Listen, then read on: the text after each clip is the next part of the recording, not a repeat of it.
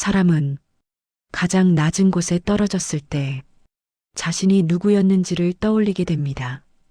오늘 이야기는 분노로 시작하지 않습니다. 침묵 속에서 준비된 한 사람의 선택에 대한 기록입니다. 이 이야기가 끝까지 전해질 수 있도록 구독과 좋아요로 함께 해주세요. 미안해요. 당신 운명은 여기까지인 것 같네요. 그의 마지막 말은 사과처럼 들렸지만 실은 확인이었다. 이미 끝냈다는 사람의 목소리였다. 차 문이 닫히는 소리, 자갈을 밟고 멀어지는 타이어 소리, 그리고 어둠 속에서 점점 작아지는 붉은 미등. 산바람이 불어왔다. 차가웠다. 하지만 그보다 더 차가운 건 그의 말이 아직도 귀 안쪽을 때리고 있다는 사실이었다. 나는 휠체어 손잡이를 꽉 쥐었다. 손등에 핏줄이 붉어질 만큼 힘을 줬다. 그리고 고개를 숙인 채 입술을 깨물었다. 울음을 삼키기 위해서가 아니었다. 웃음이 새어나올까 봐였다. 그는 끝내 몰랐을 것이다. 내가 흘린 눈물이 공포가 아니라 이 순간을 기다려온 사람의 눈물이었다는 걸. 차가 완전히 사라지자 산속은 거짓말처럼 조용해졌다. 새소리도 바람 소리도 한 박자 늦게 들려왔다. 나는 천천히 숨을 들이마셨다. 그리고 6달 만에 처음으로 남의 눈치를 보지 않고 두 발에 힘을 줬다. 삐걱. 휠체어가 미세하게 흔들렸다. 다리에 감각이 돌아오는 그 느낌. 바닥의 흙과 자갈이 발바닥을 긁는 감촉. 너무 현실적이어서 오히려 눈물이 날 뻔했다. 그래, 여기였지. 나는 천천히 일어섰다. 한 번의 벌떡이 아니라 마치 오래 잠들어 있던 몸을 깨우듯 조심스럽게. 무릎이 잠깐 흔들렸지만 곧 균형을 잡았다. 내 몸은 이미 알고 있었다. 이제 더는 연기할 필요가 없다는 걸. 조금 전까지 나를 짐이라 부르던 사람, 오래된 병실 냄새와 함께 내 인생을 접어두려던 사람, 그는 내 뒤에서 콧노래를 흥얼거리며 운전대를 잡고 있었다. 백미러로 힐끔힐끔 나를 확인하면서도 입꼬리는 끝내 내려오지 않았다. 공기 좋은 데서 좀 쉬고 있어. 금방 다시 올게. 그 말이 얼마나 완벽한 거짓말인지 나는 이미 알고 있었다. 아마 그는 지금 도심으로 내려가며 누군가에게 전화를 걸고 있을 것이다. 끝났다고, 이제 자유라고. 휠체어에 앉은 채 아무것도 못하는 여자를 산속에 두고 왔다는 안도감에 샴페인을 떠올리고 있을지도 모른다. 나는 발 앞에 떨어진 담배꽁초를 내려다봤다. 그가 떠나기 전 툭 던지고 간 것. 신발 앞코로 비벼 껐다. 작게 타들어가던 불씨가 완전히 사라졌다. 이상하게도 슬프지 않았다. 대신 가슴 깊은 곳에서 천천히 그러나 확실하게 뜨거운 것이 올라왔다. 그래, 당신은 끝났다고 생각했겠지.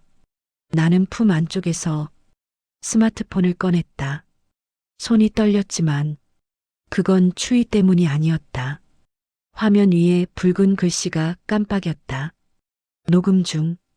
3시간 42분 15초. 집을 나설 때부터 방금 전까지 차 안에서 흘러나온 모든 말. 나를 처리하듯 이야기하던 목소리. 그리고 마지막으로 남긴 저주까지. 전부 빠짐없이. 나는 녹음을 종료하고 곧바로 단축 번호를 눌렀다. 신호음이 울리기도 전에 전화는 연결됐다. 지금 위치 확인됐습니다. 차분하지만 긴장된 목소리. 이미 모든 걸 알고 있는 사람의 목소리였다.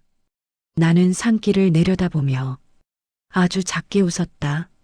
방금 현장 증거 완성됐어요. 바람이 다시 불었다. 하지만 이번엔 춥지 않았다. 6달 동안 나는 걷지 못한 게 아니라 기다리고 있었을 뿐이니까. 그리고 이제 내 운명은 그가 떠난 자리에서 다시 시작되고 있었다. 6달 전 나는 정말로 다시는 걷지 못할 줄 알았다. 사고가 난 날을 떠올리면 지금도 가슴 한쪽이 눌리는 느낌이 든다. 신호를 기다리던 교차로 갑자기 들이받은 충격, 그리고 귀를 찢던 금속 소리. 눈을 떴을 때 하얀 천장이 보였다. 몸은 내 것이 아닌 것처럼 무거웠고 다리는 감각이 없었다. 의사는 조심스럽게 말했다. 신경 손상이 큽니다. 회복을 장담하긴 어렵습니다. 그 말을 들었을 때 나는 울지 않았다. 대신 옆에 서 있던 그 사람이 내 손을 잡고 울었다. 괜찮아. 내가 있잖아. 그의 눈물은 진짜 같았다. 너무 진짜 같아서 나는 그 말을 믿었다. 그날 이후 그는 늘 성실한 보호자였다. 병실에서 잠을 자고 재활 일정에 맞춰 나를 옮기고 사람들 앞에서는 나를 위해 인생을 바친 남자처럼 행동했다. 주변 사람들은 말했다. 저런 남편 요즘 드물다. 천사다, 천사. 나는 그 말들이 고맙기도 하고 미안하기도 했다. 내가 짐이 된 건 아닐까? 그 생각이 들 때마다 나는 더 조용해졌다. 그러던 어느 날 밤이었다. 비가 오던 날 병원 복도 끝에서 낯선 웃음소리가 들렸다. 처음엔 내 귀가 잘못된 줄 알았다. 그의 목소리였지만 내 앞에서 쓰던 목소리가 아니었다. 너무 가볍고 너무 달았다. 나는 휠체어에서 몸을 앞으로 기울여 문틈으로 복도를 바라봤다. 그는 통화 중이었다. 그리고 그 통화는 나를 위한 것이 아니었다. 걱정 마. 의사가 그러더라. 이제 다시 못 일어날 거래. 잠깐 내 이름이 나오지 않는데도 그 말이 나를 가리키고 있다는 걸 나는 바로 알았다. 그래서 말이야. 지금은 서류만 잘 챙기면 돼. 서류. 그 단어가 가슴에 박혔다. 나는 숨을 죽이고 휠체어 손잡이를 꽉 잡았다. 지금은 병원에 묶여 있으니까 움직일 수가 없잖아. 그래서 더 쉬워. 그의 웃음이 복도에 울렸다. 그 순간 나는 처음으로 느꼈다. 이 사람의 눈물은 나를 잃을까 봐서가 아니라 계획이 틀어질까 봐 흘린 것일지도 모른다는 걸. 다리가 움직이지 않는 것보다 그 생각이 더 무서웠다. 그날 밤 나는 잠들지 못했다. 눈을 감으면 사고 장면이 아니라 그의 웃음이 떠올랐다. 그리고 아주 늦은 새벽 말도 안 되는 일이 벌어졌다. 발끝이 간질거렸다. 처음엔 착각이라고 생각했다. 하지만 다시 한번 집중해서 힘을 주자 아주 미세하게, 정말 믿기 어려울 만큼 발가락이 움직였다. 심장이 미친 듯이 뛰었다. 지금 말해야 하나? 지금 알려야 하나? 하지만 그날 복도에서 들었던 그 웃음소리가 내 입을 막았다. 나는 그날 결정했다. 걷지 못하는 사람이 아니라 걷고 있다는 걸, 숨기는 사람이 되기로. 그리고 그 선택이 나를 지옥으로 끌고 갈지 아니면 구해낼지는 아직 알 수 없었다. 다만 한 가지는 분명했다. 그 사람이 내 인생의 보호자가 아니라는 것. 그리고 그 사실을 아는 순간부터 이 이야기는 사랑이 아니라 전쟁이 되었다. 나는 그날 이후 아무 일도 없었던 사람처럼 굴었다. 발가락이 움직였다는 사실도, 심장이 미친 듯 뛰었다는 것도 모두 숨겼다. 아침이 되자 그는 아무것도 모른 얼굴로 병실에 들어왔다. 잘 잤어? 그 목소리는 여전히 다정했고 손길도 익숙했다. 사람들이 말하던 헌신적인 남편 그대로였다. 나는 고개만 끄덕였다. 말을 하지 않아도 되는 건 이럴 때 참 편했다. 그는 내 다리를 살폈다. 의사가 가르쳐 준 대로 천천히 마사지하며 말했다. 조금이라도 감각 오면 말해. 내가 제일 먼저 알아야 하잖아. 그 말이 이상하게도 칼처럼 느껴졌다. 내가 제일 먼저 알면 그 다음은 뭘 할 건데. 속으로만 삼켰다. 그날부터 나는 연기를 시작했다. 눈을 풀고 시선을 흐리게 하고 말귀를 잘 못 알아듣는 사람처럼 굴었다. 일부러 컵을 떨어뜨렸고 숟가락을 제대로 잡지 못했다. 그는 처음엔 당황했고 곧 안심했다. 의사가 말한 대로네. 사고 후유증이 좀 있는 것 같아. 그의 안심이 깊어질수록 내 안의 감정은 조용히 식어갔다.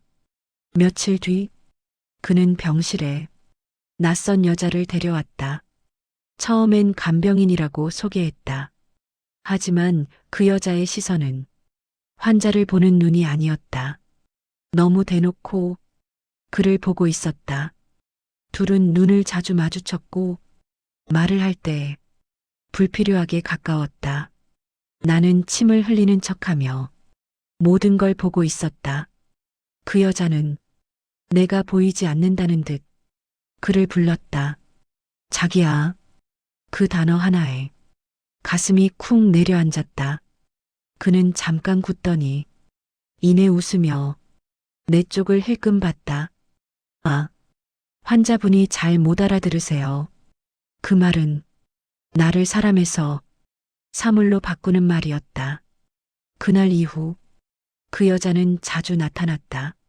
내 앞에서 거리낌 없이 웃고 속삭이고 손을 스쳤다.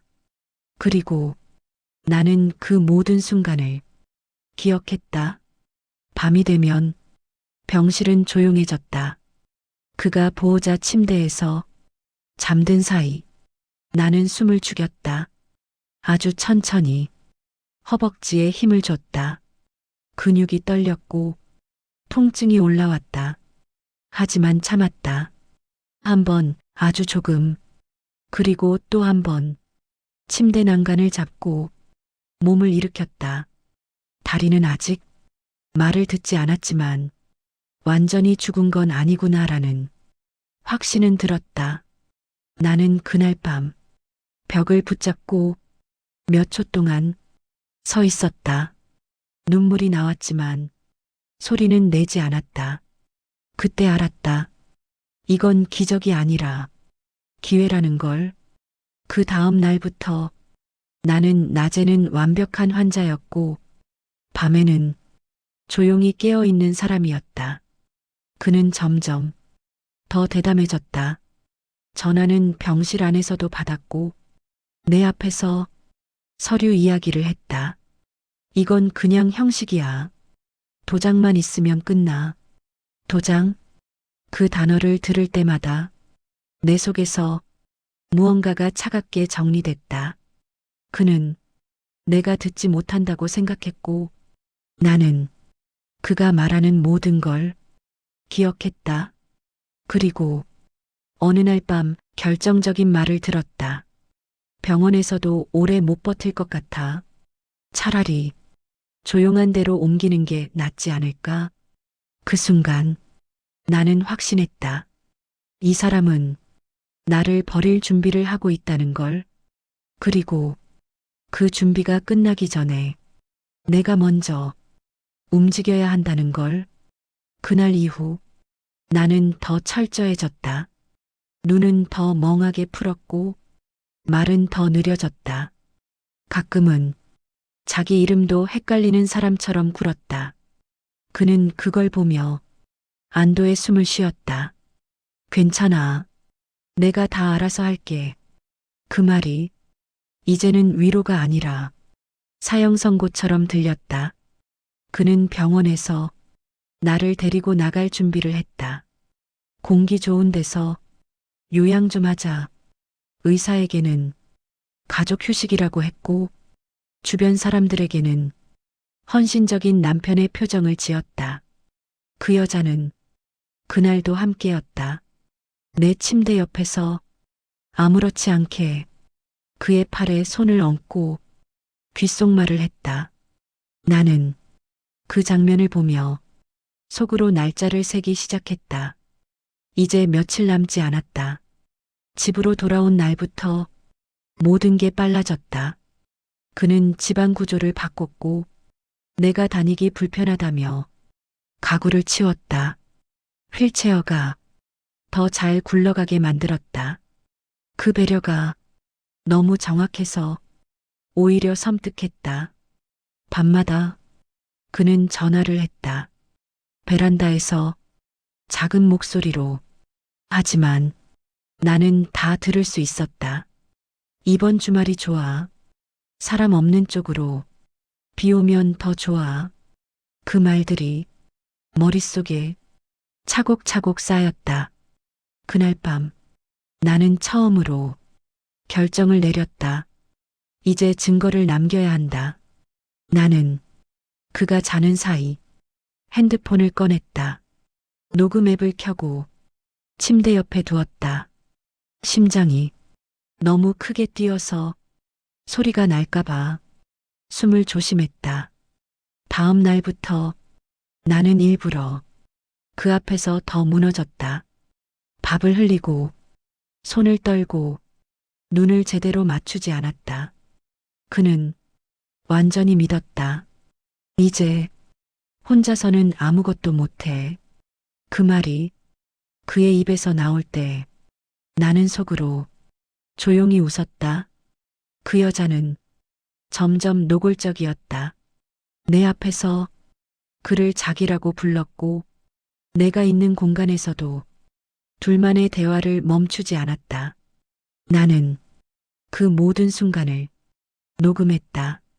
그가 욕을 할 때, 그녀가 웃을 때, 나를 짐처럼 말할 때, 그리고 결정적인 밤이 왔다. 그는 차 키를 테이블 위에 올려두며 말했다. 주말에 좀 멀리 가자. 나는 고개를 끄덕였다. 그는 그걸 승낙으로 받아들였다. 그날 밤 나는 거의 잠들지 않았다. 대신 머릿속으로 동선을 그렸다. 차 안, 산길, 사람 없는 곳, 그리고 그가 돌아서서 차 문을 닫는 장면. 나는 그 장면을 상상하며 다리에 힘을 줬다. 아직 완벽하진 않았지만 분명히 서 있을 수 있었다. 이제 충분하다. 그날 새벽 나는 또 하나의 전화를 머릿속에 그렸다. 아직은 걸지 않았다. 하지만 걸 준비는 이미 끝나 있었다. 차 안은 이상하리만큼 조용했다. 라디오는 꺼져 있었고 와이퍼만 규칙적으로 움직였다. 비가 내리고 있었다. 그는 운전대만 보고 있었고 나는 창밖만 보고 있었다. 말이 없다는 게 이렇게 무서울 수 있다는 걸 그때 처음 알았다. 산길로 접어들자 휴대폰 신호가 끊겼다. 그는 그걸 확인하듯 핸드폰을 한번 내려다봤다. 그리고 아무 일도 아니라는 듯 주머니에 넣었다. 조금만 더 가면 공기 진짜 좋아. 그 말이 이상하게 들렸다. 위로도 설명도 아닌 미리 준비된 문장 같았다. 차는 점점 더 안쪽으로 들어갔다. 가로등은 사라졌고 비는 더 굵어졌다. 그는 속도를 줄이지 않았다. 나는 휠체어 손잡이를 조용히 잡았다. 손바닥에 땀이 차올랐다. 겁이 나서가 아니었다. 이제 모든 게 끝을 향하고 있다는 걸 몸이 먼저 알고 있었기 때문이다. 차가 멈췄다. 엔진 소리가 뚝 끊겼다. 그 순간 숲이 소리를 냈다. 비, 바람, 나뭇잎이 부딪히는 소리, 사람 소리는 없었다. 그는 차 문을 열고 내렸다. 잠시 후 조수석 쪽으로 돌아와 문을 열었다. 여기서 잠깐 쉬자. 그 말투는 너무 평온했다. 나는 아무 대답도 하지 않았다. 그는 내 휠체어를 꺼냈다. 익숙한 동작이었다. 연습한 사람처럼 잠깐만 앉아 있어. 그는 나를 휠체어에 앉히고 비를 피해 나무 아래로 밀었다. 그리고 차로 돌아갔다. 트렁크를 여는 소리, 무언가를 찾는 소리. 그 사이 나는 주머니 속에서 휴대폰을 더 깊이 쥐었다. 화면은 꺼져 있었지만 녹음은 이미 켜져 있었다. 그는 다시 내 앞에 섰다. 잠깐 내 얼굴을 내려다봤다. 아주 잠깐 망설이는 표정이 스쳤다.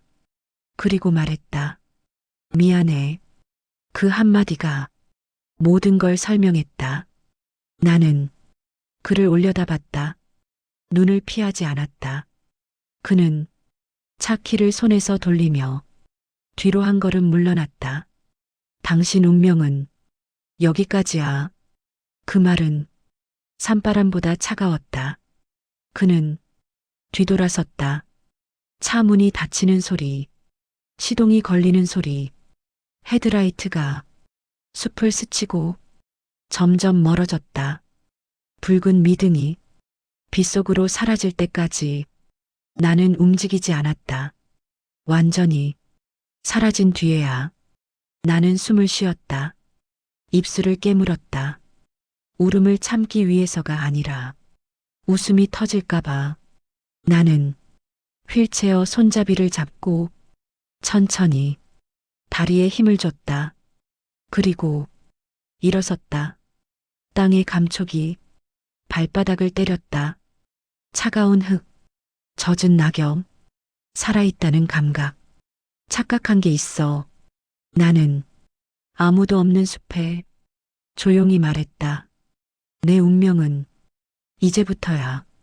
그 순간 나는 주머니에서 휴대폰을 꺼냈다. 화면에는 선명하게 녹음 중이라는 표시가 떠 있었다. 그리고 단축 번호를 눌렀다. 신호음이 울리기도 전에 전화가 연결됐다. 지금입니다. 내 목소리는 놀라울 만큼 차분했다. 전화는 한 번도 울리지 않았다. 위치 확인됐습니다. 그 목소리를 듣는 순간 이상하게도 다리가 떨리지 않았다. 숲은 그대로였고 비는 계속 내렸지만 나는 더 이상 혼자가 아니었다. 나는 천천히 휠체어를 비탈 쪽으로 밀었다. 그리고 보란 듯이 발로 찼다. 금속이 부딪히는 소리와 함께 휠체어는 아래로 굴러 떨어졌다. 부서지는 소리가 숲에 울렸다. 증거는 이제 완벽했다. 그 시각 그는 고속도로를 달리고 있었다. 라디오는 크게 틀어져 있었고 창문은 닫혀 있었다. 비냄새도 숲의 소리도 그에게는 닿지 않았다. 끝났다. 그는 혼잣말처럼 중얼거렸다. 그리고 핸드폰을 꺼냈다. 다 끝났어. 이제 우리 차례야. 그 말 뒤에 웃음이 섞였다. 그 웃음은 차 안에만 머물렀다. 그가 몰랐던 건 그 웃음까지 모두 녹음되고 있다는 사실이었다. 숲속에서 나는 신발을 고쳐 신었다. 젖은 운동화였지만 지금은 그 어떤 구두보다 든든했다. 발바닥에 힘을 주자 몸이 똑바로 섰다. 6달 동안 숨겨왔던 힘이었다. 그때 멀리서 희미한 소리가 들렸다. 사이렌. 아주 멀었지만 분명한 소리였다. 나는 나무에 기대 천천히 숨을 골랐다. 공기가 폐에 깊숙이 들어왔다. 차가운 공기였다. 살아있는 사람만이 느낄 수 있는 온도였다. 조금만 더 기다리세요. 전화기 너머에서 다시 목소리가 들렸다. 이미 이동 중입니다. 나는 숲 반대편을 바라봤다. 그가 사라진 방향이었다. 그곳에는 아무것도 없었다. 하지만 나는 알고 있었다. 지금 이 순간 그의 집으로 다른 차들이 먼저 도착하고 있다는 걸. 문이 열리고 불이 켜지고 그의 이름이 불릴 거라는 걸. 그가 차 키를 내려놓을 때쯤 모든 게 끝나 있을 거라는 걸. 숲속에서 나는 천천히 앉았다. 이제는 연기가 아니었다. 그냥 잠시 쉬고 싶었을 뿐이다. 비가 조금 잦아들었다. 나뭇잎에서 물방울이 떨어졌다. 그 소리가 이상하게도 박수처럼 들렸다. 수고했어. 나는 나 자신에게 작게 말했다. 그때 사이렌 소리가 분명해졌다. 이제 도망칠 수 없는 거리였다. 그의 집은 밝게 불이 켜져 있었다. 그는 아무것도 모른 채 현관 비밀번호를 눌렀다. 삑. 익숙한 소리. 문이 열리자마자 낯선 구두들이 보였다. 검은 구두. 낮고 단단한 소리. 그는 한 박자 늦게 이상함을 느꼈다. 누구세요? 말은 끝나지 않았다. 박철수 씨. 차분한 목소리. 유기치상 및 살인미수 혐의로 체포합니다. 그의 얼굴에서 색이 빠져나갔다. 손에서 차 키가 떨어졌다. 철컥. 수갑 소리가 집안을 채웠다. 그 순간 그는 소리쳤다. 아니야. 그 여자는 혼자. 변명은 이미 늦었다. 그의 앞에는 테이블 위에 놓인 태블릿이 있었다. 화면에는 숲이 비쳤다. 비가 내리던 곳, 휠체어가 굴러떨어진 자리, 그리고 내 목소리가 흘러나왔다. 지금입니다. 그는 그 목소리를 알아들었다. 너무 늦게. 이건 녹음입니다. 차분한 설명. 출발부터 방금 전 통화까지 모두 기록돼 있습니다. 그의 무릎이 풀렸다. 집안 어딘가에서 그 여자의 비명이 터졌다. 난 몰라. 다 그 사람이. 말은 서로를 향해 튀었다. 서로를 살리기 위해 서로를 찔렀다. 나는 숲에서 그 소식을 들었다. 전화기 너머로 확보했습니다. 짧은 말, 그 한 문장이 모든 걸 끝냈다. 나는 천천히 일어섰다. 이번에는 누구에게 보여주기 위해서가 아니라 그냥 일어나고 싶어서. 사이렌이 바로 앞까지 왔다. 빛이 숲을 가르며 들어왔다. 구급대원 한 명이 조심스럽게 다가왔다. 괜찮으세요? 나는 고개를 끄덕였다. 네. 이제요. 들것은 필요 없었다. 나는 내 두 발로 차 쪽으로 걸었다. 뒤돌아보지 않았다. 숲은 아무 말도 하지 않았다. 그저 모든 걸 삼킨 채 서 있었다. 차 문이 닫히고 히터 바람이 얼굴에 닿았다. 따뜻했다. 아주 오랜만에. 나는 창밖을 보며 작게 말했다. 끝났어. 하지만 그건 끝이 아니었다. 경찰차 안은 이상하리만큼 조용했다. 사이렌 소리는 멀어졌고 도시는 다시 숨을 쉬고 있었다. 창밖으로 스치는 가로등 불빛이 차창에 길게 번졌다. 나는 손을 내려다봤다. 떨리지 않았다. 아까까지 숲에서 불던 바람보다 지금 이 정적이 더 낯설었다. 조금 있으면 도착합니다. 앞자리에 앉은 경찰이 조용히 말했다. 나는 고개를 끄덕였다. 그 말이 마치 의식의 마지막 문장처럼 들렸다. 경찰서 앞에 도착하자 차 문이 열렸다. 차가운 공기가 한꺼번에 밀려 들어왔다. 플래시, 짧은 셔터 소리. 기자들은 아직 몰랐다. 이 사건의 끝이 어디까지 갈지를. 나는 담요를 둘러쓴 채 조서를 쓰는 방으로 들어갔다. 책상 위에는 종이 몇 장과 녹음 파일 목록, 시간, 장소, 발언, 숫자와 문장으로 정리된 나의 공포. 형사가 물었다. 확인해 보시겠습니까? 나는 녹음 버튼을 눌렀다. 그의 목소리가 다시 흘러나왔다. 이제 끝이야. 여기서 내려. 그 말이 다시 들렸지만 이번에는 아프지 않았다. 나는 차분히 말했다. 그대로 기록해 주세요. 형사는 펜을 멈추지 않았다.